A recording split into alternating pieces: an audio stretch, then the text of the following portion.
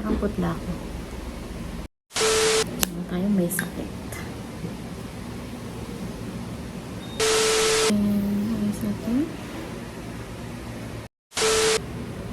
Hi! This is Timmy A. I'm back! Let's go. Let's go. Pagod na ako, nakailang take na ako. Kamusta? Kamusta ang pagpasok ng bagong taon sa inyo lahat? Sana masaya at punong-puno ng opportunities ngayong January para sa inyo lahat. Lalagyan ko na lang ng sound effects. Dust, kunwari, guys. Nakakatawa yung setup ko kasi para akong mag-host ng virtual event ko sa work. Pero, anyway, nagawa ako ng sit-down video para makipagkwentuhan sa inyo. And mag-thank you sa mga naka-appreciate nung vlog ko. Actually, hindi mo siya vlog. Parang dinoise over ko lang yung BTS dun sa paggawa ng... pag-transform ko sa sarili ko sa isa kong favorite character nga, which is yung Diwa. And I really enjoyed it. Kaya lang, actually, kung titignan, di ba 8 minutes yun, pero 2 hours talaga yun. Almost 2 hours. Yun, gusto ko mag-thank you sa mga naka-appreciate. And sabi nila, mag-vlog daw ako. Actually, yung totoo niyan, nag-vlog na ako dati pa. Way back 2020, yung pandemic. Nasimulan ko yun, na parang kausap ko kayo, is yung, yun nga, yung vlog ko yung naka-isolate ako sa bahay kasi nga, I had a bad COVID. Yun yung panahon na wala pang vaccine. Kaya naka-isolate tayo for a month. Usually, pinapakita ko lang dun yung anong kinakain ko, anong pre-prepare ni mami sa akin para anong makain ko nung araw na yon. Breakfast, lunch, dinner. Tapos, kung ano yung mga iniinom kong gamot, kung ano yung pinagkakabalahan ko. Tsaka yung, meron din part dun yung binidyoan ko yung sarili ko, yung skin ko na punong-puno ng kagat. Akala ko lamok. Hindi pala lamok. Surot pala. Kaya, ayun yun yung... Ay, malog. Kunwari nag-video call tayo ngayon. Yun yung una kong vlog. Tapos, nasundan yun nung bumalik na kami sa office. Yung events management kong company nun. Kung saan yung nag-pandemic ng time na yun. So, tinry ko mag-vlog weekly. Super fun naman, pero...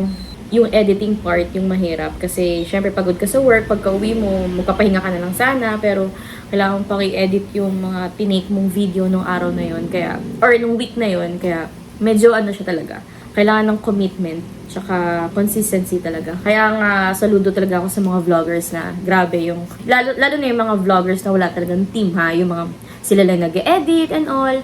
Kaya, let's try. Let's see kung kakayanin natin ngayon. So, this year, gusto ko sanang itry ulit. Kasi, yung 2023 until last year, medyo naging busy tayo. Sobrang pagod. Andyan yung nag-start tayo mag-perform sa school ko dati. Kasama yung mga ka-dramatic guild members ko. So, doon, after nun, nagsudsud na, meron tayong mga hosting, sa mga weddings, sa mga debut. I got the chance na makapag-enroll sa PETA, which is my dream theater school. Kaya sobra talaga yung opportunity na yun. Ginrab ko talaga kagad. So, nag-start ako sa Acting 1, and then sobrang na-enjoy ko yun kasi first time ko, tapos lead role kagad. Tapos, tinuloy ko siya since kumakanta naman tayo. Tinuloy ko sa CMT, which is the Creative Musical Theater. And ang mga kaklase ko doon ay syempre, mga artistahin katulad ko.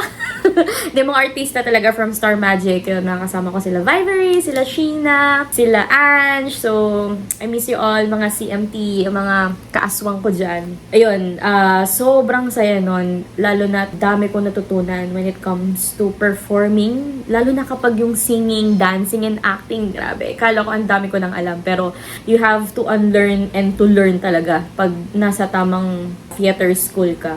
Kaya yun, after nung workshops na yung dalawang magkasunod yun, since gusto ko nga napapagod ako, di ba? So, tinuloy-tuloy ko na.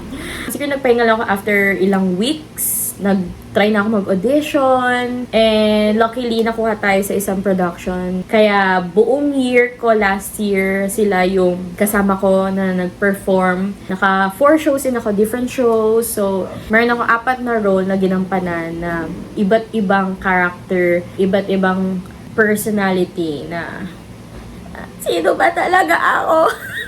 Yun. Mga ganong level. Sorry, umaalog kayo ha. Kasi tumatawa yung ano ko sa lamesa. Ayun. Before pa pala yun, 2024 naman, dun yung fitness era. Yan, nag-start ako mag-class pass. Dahil kay Danny, kaklase ko sa CMT yun, binudol niya ako mag-class pass. Dinry ko lahat, nag-boxing ako, nag-pilates ako, nag-spin din ako, nag-yoga class. Dami ko talaga. Ewan ko ba, saan yung energy ko nakukuha yung mga yun. Na-enjoy ko naman, kaya lang sobrang nakakapagod talaga. As in, siguro siyempre, iba na rin yung tumatanda na rin tayo. And after no, nag-start din ako mag-walking. Tinatry ko maka 10 kilometers a day. Pero nagagawa ko naman, kaya lang mabagal lang since medyo weak yung bones natin. Yun, medyo mahina yung ating mga buto-buto. Kaya pinagalan ko 10 kilometers, nakakabuo tayo nun. Pero siguro mga 3 hours ata.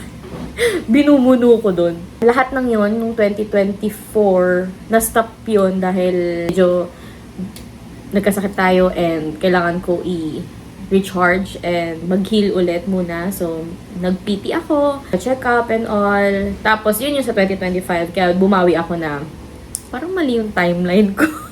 Basta yun.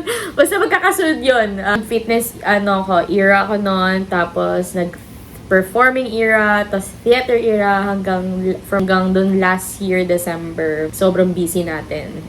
But super happy and super fulfilling kasi yun naman talaga yung gusto ko ever since kahit nung elementary pa ata na gusto ko marami akong nakakasama, marami akong nadidiscover na talents ko na hindi ko naman pala alam na meron ako. Dati akala ko acting lang yung talent ko. Acting and dancing ako dati. Siguro mga elementary. Tapos nalaman ko na, ay, marunong pala kumanta. Tapos yun, na-train na lang. Bala ko sa this year, 2026, ay mag-slow down kung ano man ang hinaharap ng 2026 sa atin. Pero super open pa rin sa lahat ng mga pwedeng gawin. Like, kung may performing pa din, may theater, super game pa din tayo dyan. Pero, ayan, eto nga kung sa vlogging nga, let's try. Kasi nga, asa trentahin, sabi nga nila, medyo buwababa na yung energy natin. Kaya, since buwababa yung energy, ang bilis pa pagod. Ito nga, ito pala, pagod na ako kanina pa.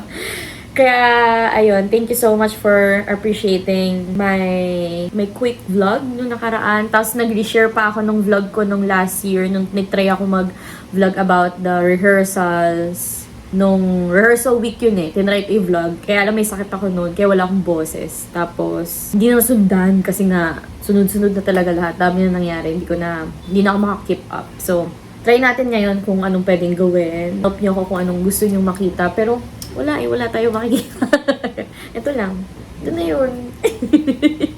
Ayun, kung may gusto kayong content, mga ganun. Uso ko ba yun?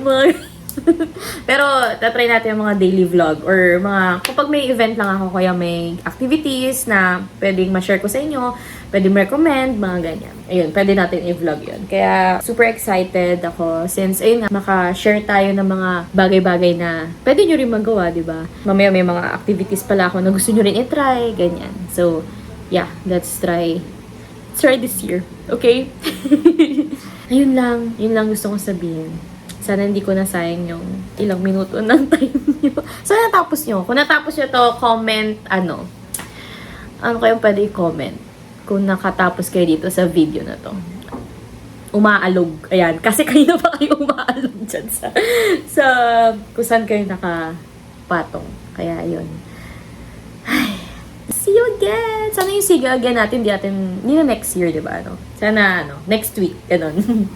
Ayun lang, thank you sa pakikinig and thank you sa laging pag-suporta sa lahat ng mga kita ko yung mga comments nyo kapag kunyari nag-post ako about sa performance ko or anything about sa hosting, sa theater, nakikita ko yung mga laging nag-heart ever since. So, nag-react sa mga posts. Kaya thank you so much. Sana itong 2026, let's try na ma-push yung pag-vlog natin. Since sabi ko nga, I enjoy talking to myself.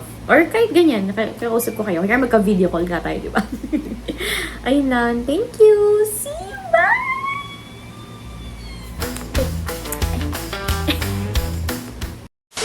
Naubos na yung energy ko. Nakapagod na ako. Okay, kakat talaga.